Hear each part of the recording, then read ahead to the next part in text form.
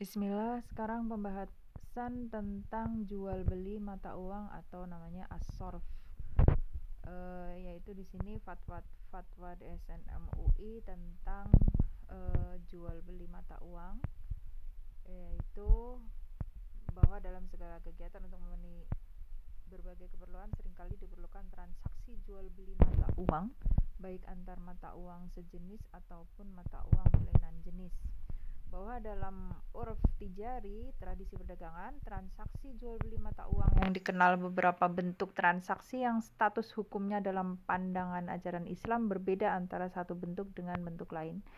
Yang C, bahwa agar kegiatan transaksi tersebut dilakukan sesuai dengan ajaran Islam, DSN memandang perlu menetapkan fatwa tentang sorof untuk dijadikan pedoman, yaitu dalil-dalilnya adalah Al-Baqarah 275, sama seperti dalil untuk pasar modal. Lalu di sini ada, kita baca yang nomor 3 di situ, yaitu jualah emas dengan emas, perak dengan perak, gandum dengan gandum, syair dengan syair, kurma dengan kurma, dan garam dengan syarat harus sama dan sejenis serta secara tunai. Jika jenisnya beda, juallah sekehendakmu jika dilakukan secara tunai. Lalu dalil berikutnya yaitu jual beli emas dengan perak adalah riba kecuali dilakukan secara tunai. Lalu nomor 5, janganlah kamu menjual emas dengan emas kecuali sama nilainya, dan janganlah menambah sebagian atas sebagian yang lain. Janganlah menjual perak dengan perak kecuali sama nilainya, dan janganlah menambahkan sebagian atas sebagian yang lain, dan janganlah menjual emas dan perak tersebut yang tidak tunai dengan yang tunai. Lalu nomor 6 yaitu Rasul melarang menjual perak dengan emas secara piutang atau tidak tunai. Nomor 7, perjanjian boleh dilakukan di antara kaum muslimin kecuali perjanjian yang mengharamkan yang halal dan menghalalkan yang haram, ya. Di sini ijma ulama bahwa akad as-sorf disyariatkan dengan syarat-syarat tertentu. Lalu di sini memutuskan bahwa transaksi jual beli mata uang pada prinsipnya boleh dengan ketentuan sebagai berikut, yaitu A, tidak untuk spekulasi atau untung-untungan. Ya, jadi jual beli mata uang ini adalah termasuk dalam transaksi efek pasar modal, transaksi efek pasar modal syariah dalam bentuk falasi valuta asing. Nah, di sini kita lihat ketentuannya tidak untuk spekulasi atau untung-untungan, ya, tidak untuk mengambil keuntungan, misalnya yaitu hari ini membeli dolar 10.000, besoknya dijual jadi 11.000, ya, ini namanya mengambil untung, tidak boleh, ya. Lalu yang B, ada kebutuhan transaksi atau untuk berjaga-jaga simpanan. Misalnya kita mau keluar negeri, kita butuh dolar misalnya, jadi kita ada transaksi tukar atau jual beli mata uang. Lalu yang C yaitu apabila transaksi dilakukan terhadap mata uang sejenis, maka nilainya harus sama dan secara tunai atau taqabud. Jadi yang poin C di sini misalnya yaitu pada riba fadl, yaitu pada saat biasanya pada saat Lebaran, ya, Idul Fitri akan membagi-bagikan uang di situ, biasanya banyak yang tukar-menukar uang sejenis sama-sama rupiah tapi dengan nilai yang beda, ya, menjadi 11.000 gitu, ya, padahal uangnya 10.000 misalnya. Nah, ini namanya riba fadl.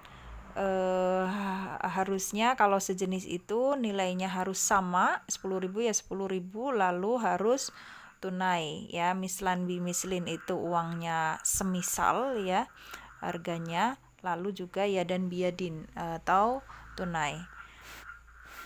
Lalu berikutnya yang D yaitu apabila berlainan jenis, maka harus dilakukan dengan nilai tukar atau kurs yang berlaku pada saat transaksi dilakukan dan secara tunai. Ya, jadi kalau tadi berlainan jenis, misalnya dolar ditukar dengan rupiah, maka harus dilakukan dengan kurs yang berlaku, ya. Kurs yaitu harga jual umum, yaitu nilai tukar yang berlaku pada hari itu. Ya, jadi harus tunai hari itu, gitu. Yang berlaku pada saat transaksi dilakukan secara tunai, karena biasanya 2 atau 3 hari berikutnya itu uangnya, nilai tukarnya sudah berubah, ya, kursnya. Jadi harus tunai. Ini kalau ketentuan untuk yang berlainan jenis. Lalu yang kedua di sini jenis-jenis transaksi valuta asing, yaitu ada 4. Yang A yaitu transaksi spot, yaitu transaksi pembelian dan penjualan valuta asing atau falas untuk penyerahan pada saat itu, atau over the counter, atau penyelesaiannya paling lambat dalam jangka waktu 2 hari. Hukumnya adalah boleh karena dianggap tunai, sedangkan waktu 2 hari dianggap sebagai proses penyelesaian yang tidak bisa dihindari dan merupakan transaksi internasional. Ini transaksi spot. Lalu yang B yaitu jenis transaksi falas yang kedua adalah transaksi forward, yaitu transaksi pembelian dan penjualan falas yang nilainya ditetapkan pada saat sekarang dan diberlakukan untuk waktu yang akan datang antara 2 kali 24 jam sampai dengan 1 tahun. Hukumnya adalah haram karena harga yang digunakan adalah harga yang diperjanjikan atau mu'adah dan penyerahannya dilakukan di kemudian hari, padahal harga yang pada waktu penyerahan tersebut belum tentu sama dengan nilai yang disepakati, kecuali dilakukan dalam bentuk forward agreement untuk kebutuhan yang tidak dapat dihindari atau lil hajah. Ini yang haramnya.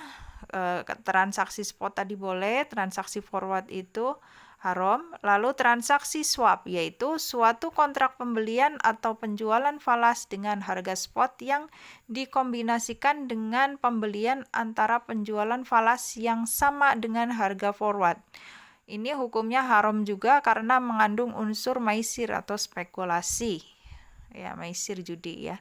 Lalu berikutnya yang D yaitu transaksi option, yaitu kontrak untuk memperoleh hak dalam rangka membeli atau hak untuk menjual yang tidak harus dilakukan atas sejumlah unit valuta asing pada harga dan jangka waktu atau tanggal akhir tertentu. Hukumnya adalah haram karena mengandung unsur maisir atau spekulasi.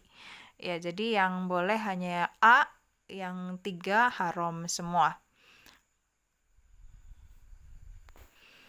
Jadi intinya solve itu boleh dengan tujuan ada kebutuhan dan bukan untuk mengambil untung. Ya, jadi tukar-menukar uang ini menjadi haram kalau tujuannya untuk bisnis, misalnya untuk menimbun uang lalu dijual pada saat uangnya kursnya naik, gitu ya. Itu namanya ihtikar, jelas haram. Ya, seperti itu untuk jual beli uang, ya.